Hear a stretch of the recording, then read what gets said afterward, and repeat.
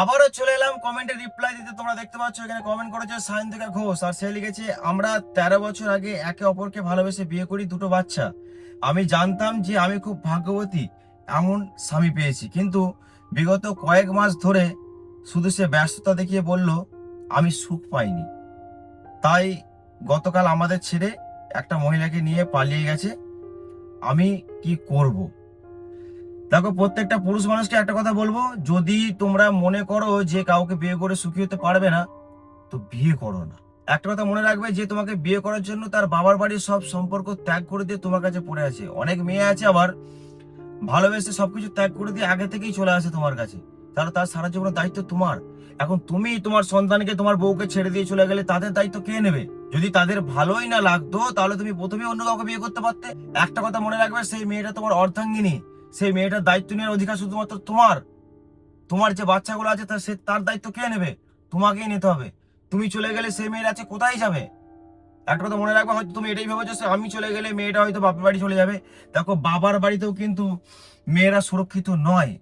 কারণ বাবা, ভাই, এরা কিন্তু ততক্ষণ দেখে যতক্ষণ হয়তো তাদের প্রতি মায়াটা থাকে, কিন্তু সারা জীবনে মায়া থাকে না, মেয়েদিকে কেউ দেখবে না। আর তুমি কিরকম পুরুষ মানুষ? একটা কথা মনে হতেই পারে তোমার বইয়ের সৌন্দর্য, তোমার বইয়ের যৌবন শুধুমাত্র নষ্ট হয়ে গেছে বলে তুমি অন্য কোনো নারীর কাছে চলে গেছো। দেখো, তুমি ভুল করছো। তোমার বইয়ের যৌবন, তোমার বইয়ের সৌন্দর্য তোমার কারণে নষ্ট হয়েছে। কারণ একটা কথা মনে রাখবো, এই মেয়েটা যখন বাচ্চা জন্ম দেয় না, তার সারা জীবনের সৌন্দর্য, সারা জীবনের যৌবন কিন্তু নষ্ট হয়ে যায় শুধুমাত্র তোমাকে বাবা ডাক শোনানোর জন্য। তা সত্ত্বেও তোমরা কি করো না, তোমার স্ত্রী একটু দেখতে খারাপ হয়ে যাচ্ছে বলে, তোমার স্ত্রীর যৌবন নষ্ট হয়ে যাচ্ছে বলে অন্য কোনো নারীর কাছে চলে যাচ্ছ। একটা কথা প্রত্যেকটা পুরুষ মানুষকে বলি, তুমি যখন বাবা ডাকটা শুনছো না, তোমার অন্তর কেঁদে যাবে যে আমি বাবা ডাকটা শুনছি শুধুমাত্র ওই মেয়েটার জন্য।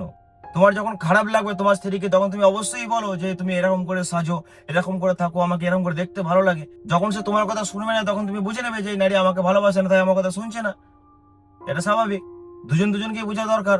একটা নারীর পক্ষও যেমন, একটা পুরুষের পক্ষও তেমন। দুজন দুজনকে অ্যাডজাস্ট করতে গেলে দুজন দুজনের সমস্যাটা দুজনকে শেয়ার করতে হবে। যে তোমার কোনটা ভালো লাগছে না লাগছে দুজনে শেয়ার করো। আজকে ভালো লাগছে না তাই তুমি চলে যাচ্ছ, এটা করলে হয় না। সে সারা জীবনে তোমার অর্ধাঙ্গিনী, তার দায়িত্ব তোমার, তোমার ছেলেদের দায়িত্ব তোমার। কারণ তাদের আর কেউ নেই তুমি ছাড়া, এটা মনে রাখবে।